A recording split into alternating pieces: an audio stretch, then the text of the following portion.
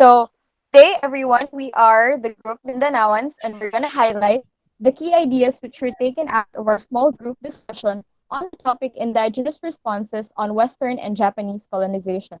So, we are going to elaborate on the five key ideas. So, starting with the first key idea, we have Josephine. So the first key idea is Spaniards and Americans were mainly motivated by the economic benefits they could gain from our land, while the Japanese envisioned the role of a liberator for Asian countries under Western domination. So Mindanao has huge and rich resources, that's why it is called as the land of promise. Foreigners would be attracted to it. Spaniards came to the Philippines to preach their God to get the gold of the people for the Spanish glory. However, their principal motive had been plainly economic, not religious as believed by some. Spain wished a slice of the coveted spice market, and spices were so abundant in the Moluccas, and they wanted to use Mindanao and Sulu as bases for their eventual conquest of the said place, which was popularly known in Europe as Spice Islands. For the Americans, America was very progressive and there was a surplus in capital and products. That's why they need to acquire more colonies for to be served as their economic dumping ground.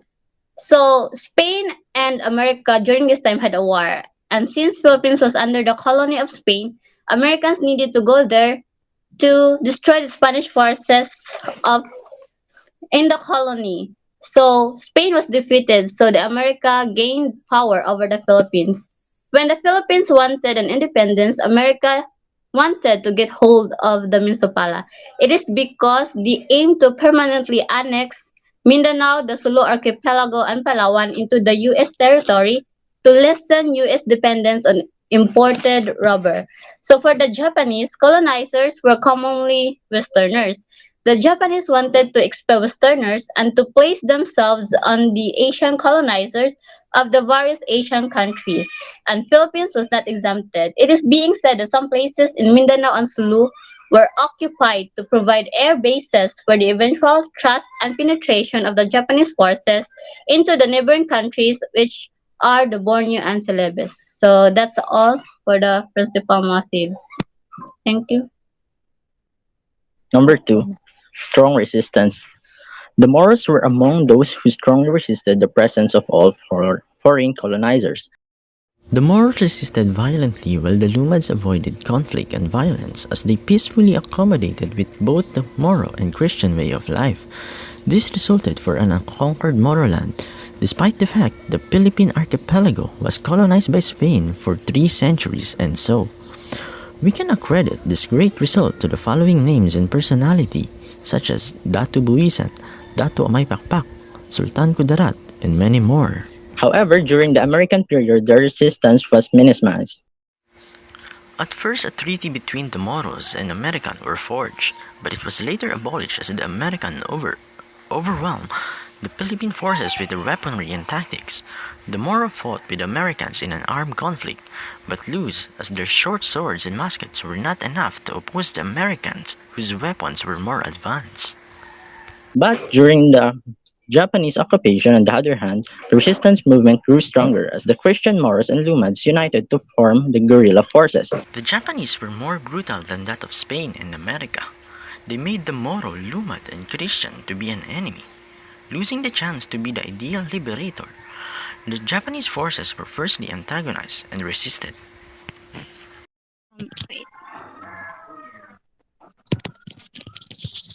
Okay, for our third key idea, all foreign colonizers utilized different methods of the divide and rule strategy in conquering the natives. They channeled and amplified their existing differences to take advantage of them. This had a significant impact on the relationship of Lumads, Moros, and Christians. Even after the end of their periods of colonization. This can be seen during the wars wherein the colonizers succeeded in dividing the Philippines, some by converting into another religion or by making alliances, and even worse by violently conquering it. This includes the deployment of Philippine troops to fight and help conquer Mindanao and Sulu. By using the Filipinos in fighting against Moros and Lumads, it already created the dissatisfaction of the Muslims towards them, Christians. The resettlement of Christians in Mindanao and the land laws that discriminated the natives in Mindanao as they found themselves living in their own homes with no rights. The divide and rule strategy resulted in the feelings of resentment, animosity, and hatred between the Moros and Christian Filipinos, producing deep seated divisions that are still visible today. That's all. Okay. So for the fourth key idea, we have the lasting contributions of the divide and rule tactic of the colonizers on our military strategies, education, and government. So for the military strategies, uh, the military officials' red tagging of dissenters and non-government organizations or volunteer groups have contributed to a divide in society. So when the critics of the government are silenced and oftentimes harassed, it propagates a notion that to dissent means to put yourself in danger. This kind of separates the progressives from the rest of society. So they are antagonized, especially when supporters of the administration are made to think that dissent is unnecessary and only a propaganda of the Liberal Party. So, for the education, during the pre colonization times, there were only informal classes taught by the children's parents and the tribal leaders of the community.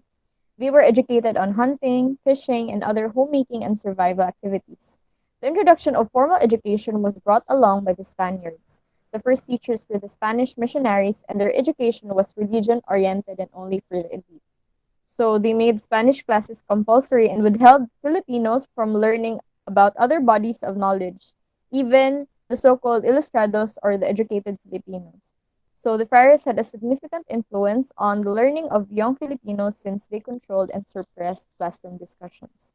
So lastly, this brings us to another divide and rule that can be seen in the government, wherein some political leaders take advantage of their constituents by giving favors and making things relatively easier for those who are on their side and antagonizing those who are not their allies. This creates a divide between the population where people are separated by two largely opposing political colors instead of being united in demanding for transparency and accountability and asking for effective solutions to existing problems. So the people's differences in opinions and preferred political parties make it harder for them to see that they all hope for the same thing, which is good governance. So that would be all.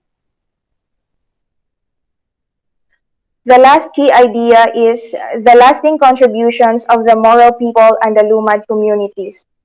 First, their unity and cooperation in the struggles against the Japanese and Western colonialism, and their unrelenting courage in fighting for their independence. The divided indigenous people became one but massive for the colonizers to subjugate. They did not flinch in the threats and violence of the Japanese and Western colonizers because they were willing to lose their lives as one by fighting rather than divided by running away. Their bravery were the voice of our stiff nation under the domination of these colonizers. They were not shaken by the fear of death, rather, they were shaken by the fear of not winning the independence in their own homeland. That's all. So thank you guys for listening, and let's have another discussion in the comments section down below.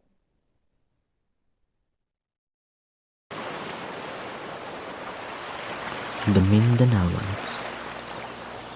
Alforque Lester J. Atos Grisel Vanchi. Boloto City Noah. Galabin Josephine. Lozano Christian Hope. Merontos Rainver. And Saba Michaela Isabel.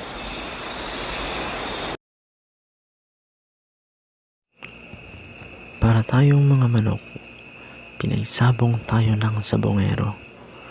Ngayong wala na ang sabongero, nagsasabong pa rin tayo. We are like fighting cocks who were made to fight by the gambler at the beginning. And now that the gambler is gone, we are still fighting.